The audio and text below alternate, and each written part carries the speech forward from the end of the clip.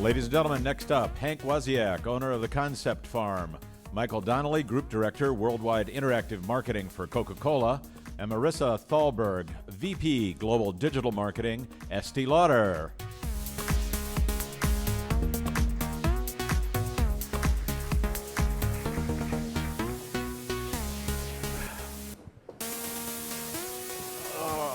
All right, good afternoon.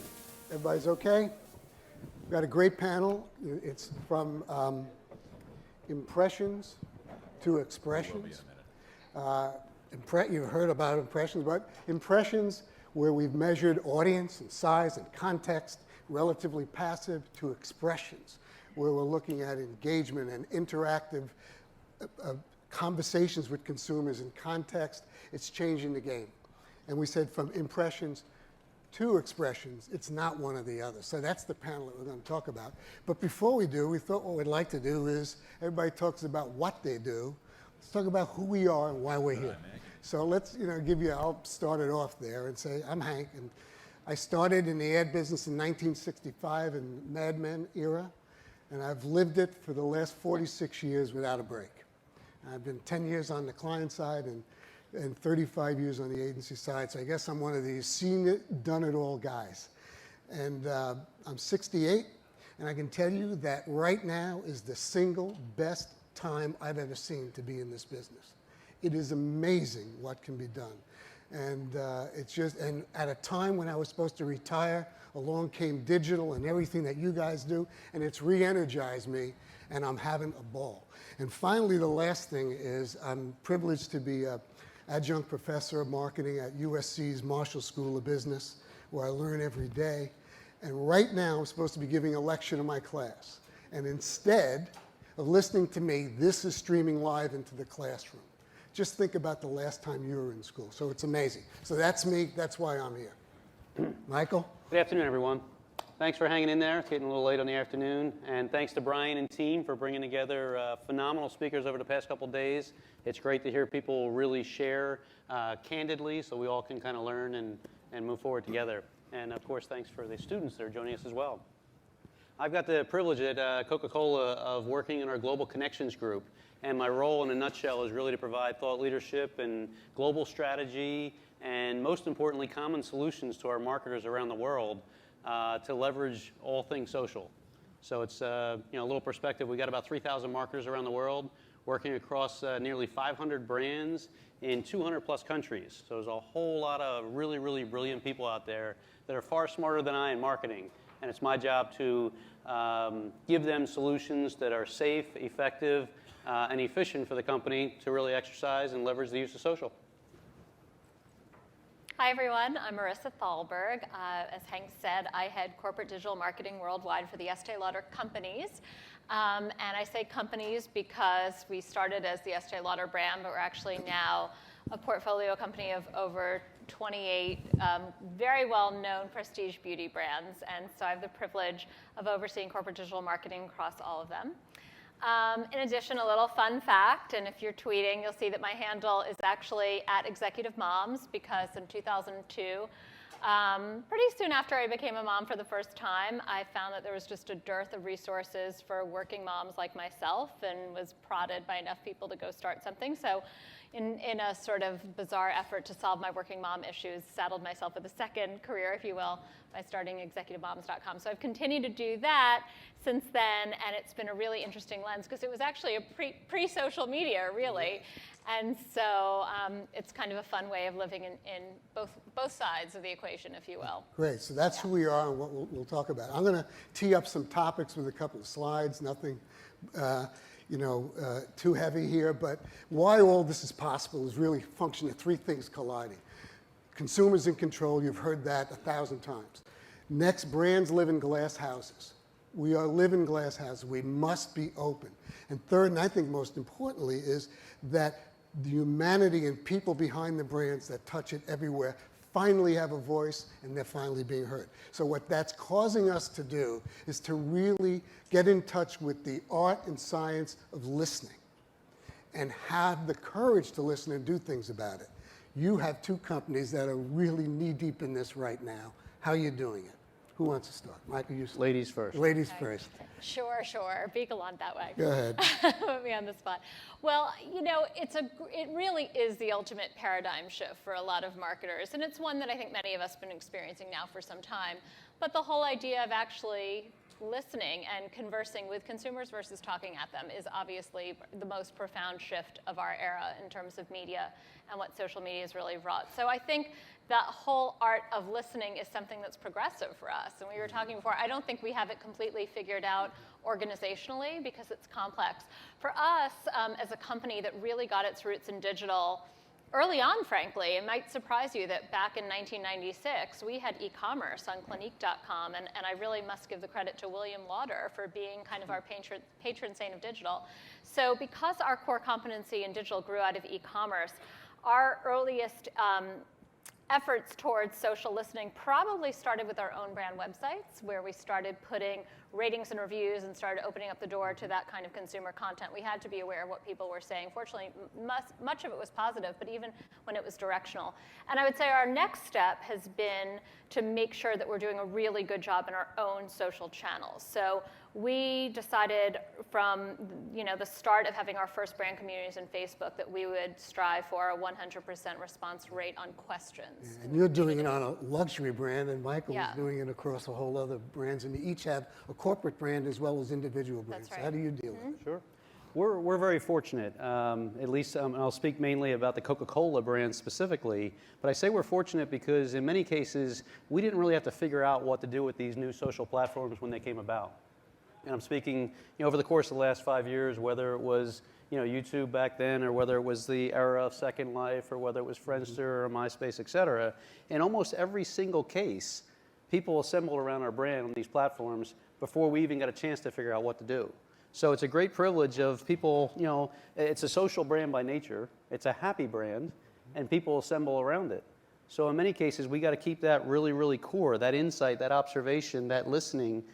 We got to keep that really core to our overall strategy, and we sum that up in simply calling it fans first. Our strategy is fans first. It's always remembering where we came from. It's always remembering that with nearly 35 million fans on Facebook, that they are there to share their manifestations of their brand amongst themselves, not necessarily to give it to us. So when we keep that core to our strategy and who we are, it seems to have worked pretty well. It's like someone I heard once sum it up by, instead of listening harder, you listen softer in terms of what's behind the scenes, for it, which is really great. Tee up another topic for you here.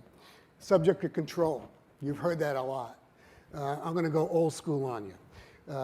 No question that you got to give up some of the control of your marketing communications. But I'm going to say that when I hear people say give up control of my brand to the consumer, I shudder in fear, because they really shouldn't. And the thing that I would say is that you control the things you can control. A rock solid brand position that's built on dramatic and dynamic consumer insights. You passionately enthuse it and put it into every aspect of your company. Then you responsibly and respectfully communicate it. And then you persistently deliver that. Control the hell out of that. And then you can let your brand go and let people go with it. So that's, I think, a message that I would say that I disagree with some of that control issue. How do you deal with it in your companies? Do you agree with it, first of all? I really like how you position that, because I think that, for some of you this might be a bit of a tired cliche, but I just think it works so well. The idea is that you have to think of yourself as a host of the conversational party. So that doesn't mean ceding all control, to be clear. You are facilitating, you're guiding, you're creating a good brand experience, but it is allowing the participation in. So for me, I found that to be a very helpful metaphor and guiding principle for how we should think about it, and how to kind of keep a good rudder to where we're kind of giving up too much control or we're not exerting enough control. And that principle really works. I think you're right also, if you have great brands, then you actually have to have the confidence in your brands. Being in beauty, we happen to be in one of the highest conversational volume categories that there is. Women love, and to a certain extent men, but really primarily women love to talk about beauty. So the good news is Some things never change. Some things right? never change, and the good thing is social media facilitated a whole new opportunity for those conversations to happen, but just now digitally. So in giving up control, you're obviously gaining so much, which is allowing them to feel closer to the brand and part of the brand. Michael? The only thing I'd add, I think you also summed it up very well, and I agree with what you said. I think there was a time when everyone talked about, releasing control, but I think you summed it up very well. As long as you have those things in place, you can feel more comfortable and sleep at night when you're releasing control. And the only thing I guess I'd add to the conversation is by being prepared for the inevitable. What somebody says in one corner of the world, whether it's true or it's just said, at the end of the day, perception's reality. So knowing how you're going to respond and how quickly you respond and what platforms you're going to respond, I think are the science behind that comfort. You're right. Allowing you to sleep at night. Those and I think also it's, that is when you're used to having everything so tightly controlled, it is a little scary the first time you hit a comment that maybe it's hard to read on one of your social channels. It's like you sort of want to react. And I think the hard thing also to counsel is not to overreact and don't let that one person who's an outlier in how they're behaving, like, again, to use the party analogy, to really ruin the whole party. Yeah. Sure. And Coke gets a ton of user-generated content in there as well, don't you? So you really have to, be comfortable with the way it's used. So it's really, it takes a lot of courage to do that, doesn't it? We do. Just for some scope, in the last quarter, we exceeded over 200,000 pieces of user-generated content that was posted on our social presences. And I'm primarily talking about the big three. So 200,000 pieces of UGC, of which, just for some perspective, some 50,000 plus needed to be deleted. So when you got such big brand presences, they attract people selling anything and everything, from selling widgets to selling themselves, unfortunately, in many cases. So having a good science behind the moderation, and in many cases what we like to call curation. As you're taking out the garbage, you're also seeing the great content. And focusing in on the couple 100,000 pieces of user-generated content surfaces incredible photos, incredible videos, and songs, and poems, and just phenomenal, again, manifestations of the brand that people have taken on. That's great. Well said, Michael. Let's switch gears with you a little bit. All of this expressions has led to something that you hear a lot of corporate CEOs talking about: enlightened profit. Yeah, we have to deliver sales, but there's also the greater, the emotional profit of the people that are in your community and your company, and the greater good profit out there in the community.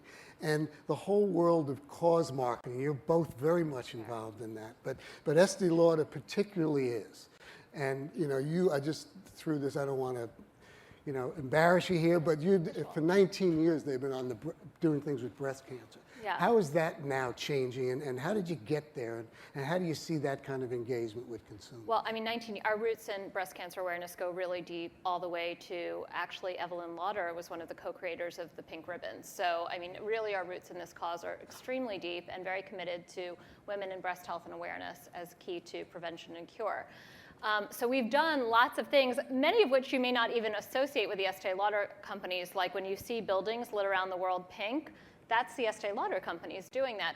So we've had really great initiatives or selling pink products, portion of the proceeds of which go to breast cancer research. And a few years ago we said, my feeling is, social media was made for social causes. So it was so natural for us to move this into this corollary to the offline campaign. And this year, we're doing a campaign called Shine a Light on Breast Cancer. So we're actually trying to translate what we've done with those world landmark illuminations to social media and let everyone feel like they have a little piece. It's a very simple active participation. It's facebook.com/BCA campaign if you're looking for it. Or, of course, on Twitter. We have a Foursquare integration, YouTube. But the thing that I'm actually most proud of, since we're talking a lot about organizational development, is that we are able to take this campaign and have 15 of our brands participate across over 25 countries.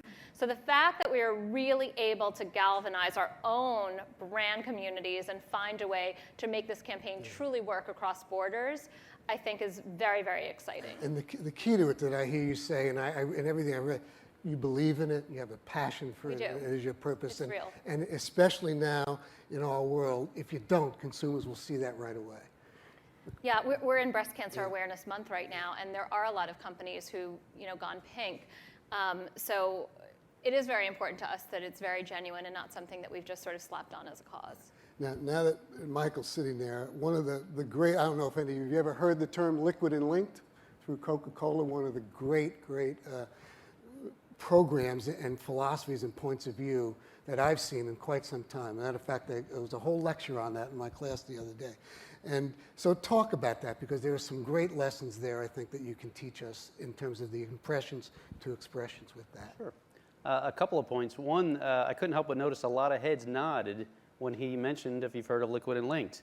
And that's kind of representative of what Liquid and Linked is liquid, meaning that it flows anywhere and everywhere. So it's content designed to flow anywhere and everywhere, and to be so uncontrollable that it spreads. So that's literally not much more to it than that. That's what the liquid piece of it is. But the linked piece is incredible science to make sure it's linked back to our brand, our business, and everything that we stand for. So that's kind of the genesis of what Liquid and Linked is, and remaining focused on our fans first strategy that I mentioned earlier. You mentioned the expressions and impressions piece. The impressions and expressions piece is just kind of a good recognition of measurement. So if you look back, say, almost 15 years ago with the digital space, it took many years for digital marketers to talk to marketers and marketing speak. And what I mean by that is they talked about hits and clicks and page views, while media was talking about impressions, and never shall the two meet. So no one really knew what the ROI was. And I'm happy to see that in social, we're beginning to figure that out a whole lot quicker. Hopefully we won't take 15 years. We'll begin to talk to marketers and marketing speak. And the impressions piece is vital to talking to marketers and media folks to have some type of apples to apples comparison. But the expressions piece to Coke is a real expression of brand love and a way of measuring that value. And long story short, we don't have it all figured out, but we're focusing much more heavily on those expressions of brand love and beginning to try and put a weight against them. So an expression of simply clicking a like is one expression, an expression of taking a photo and uploading it is another one, and yet taking and doing a video and taking the time to upload it or a blog is even more. So how do we have a weighted approach to each of those to begin to strategically target and increase or fuel conversations that then turn into more powerful expressions? It's great to hear both of you say you don't have it all figured out. And so when you're in a small business or a growing business, you look around, it's the kind, none of us do. And that to me is the exciting part of it, isn't it? It's really great. Switch gears again. We talked a little bit about expressions, and you heard a lot about television and so on, but video. Here's the thing that just came up. Online video explodes of people going to online sites. This is something that's been put together by Pew and the Center for American Studies. 71% of people are online video. That you have watching a video, biggest online activity, even over Facebook, email, and other things. So you guys grew up in creating your brands on television and creating videos in one way. Now that you see this, how do you do it? You have to do it with a luxury brand, you have to do it with a mass brand. So how do you do it? Well, we have to do it for luxury brands. Right. So we're very, very clear that each of our brands is brand-led in their decision making, and each one is going to make the decision of this approach in any channel independently. But just as I said before, that beauty is a really high conversational category. It's amazing the appetite that women have for beauty how-to videos. I mean, it's off the charts. The last time we checked, I think it was the third most searched category in YouTube by women. And you think about all the possible categories of content, that's pretty astonishing for beauty. So that's a really good thing and a great opportunity. It's also a big challenge because it means that there's a ton of content, most of it user generated, much less so on the professional side. So what does it mean in terms of our role? And I think that's something that we've been in an evolution of trying to figure out. So we've always had really good beauty how-to content on our websites, which we've syndicated to our YouTube channels. I think what's exciting is we're trying to be bigger and better about that. So we've worked together with you on Estee Lauder new global YouTube video channel. We've really committed to making these channels better. Same with our Clinique brand, has really looked at making a global YouTube channel. And that's actually not very typical for brands in YouTube to think about how to globalize the channels. And we have other brands who are just, I think, doing some really interesting things and trying to serve up the content so that it isn't so straightforward. So Bobbi Brown, for example, is doing a how-to video how to, get a, quick makeover look in the backseat of a cab. So that's sort of a fun, fresh way of bringing the content. And I think it really is about striking the balance between inviting in the right user-generated or sort of layperson/expert content, but we're the experts. The brand is the expert. Again, to the control thing, we're not ceding that authority, and the consumer still wants to get that authority from us. So it's about having that right expert voice, and then, as you said, Michael, curating the right of the best of the rest. And Michael, your brand, you want people to be happy and play with your brand a little bit differently than maybe you do. So how do you guys handle it? I'd answer it at two different levels. One is, our company has been around for 125 years and has made some really iconic ads. So that's at the core of who we are. We are about a lot of sight, sound, and motion, and that's what video is. So in some ways, we'll continue to do that. We just will be collecting up all those things that used to end up being on the cutting room floor and beginning to share them. So instead of focusing in on just that 30-second iconic spot, what about all the work and all the behind-the-scenes pieces, and whether we're tweeting about it or leveraging those pieces in other areas? That's one level. The other level I'd shift to is really about just the amount of content we need to continue to generate and fuel conversations in social spaces. We need to be fast, quick, and nimble, and inexpensive.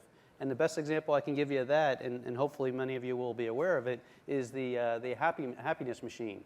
That's the vending machine where, was a wildly successful viral video that was done right here in New York City at a university where it was incredibly successful. It was done on a shoestring budget, and it has since fueled some 30 different examples very similar in other parts of the world. Yeah, the great thing, the lessons that both you teach is it's about quality, and quality doesn't necessarily mean money. Right. It means content and the way you express your brand with it. We talked about how brands have to be open now. They're constantly open, and the role of the CMO is changing. I love Seth Godin's line. Instead of Chief Marketing Officer, it's Chief Movement Officer. And you talked about how your role in going more towards teaching and doing things like that within a company. So talk about it. It is a good shout out for your students out there. It is. I have been surprised how much my role from the time that I kind of originated the role, frankly, in our company of a corporate digital marketing, and it has moved a lot towards education within the company.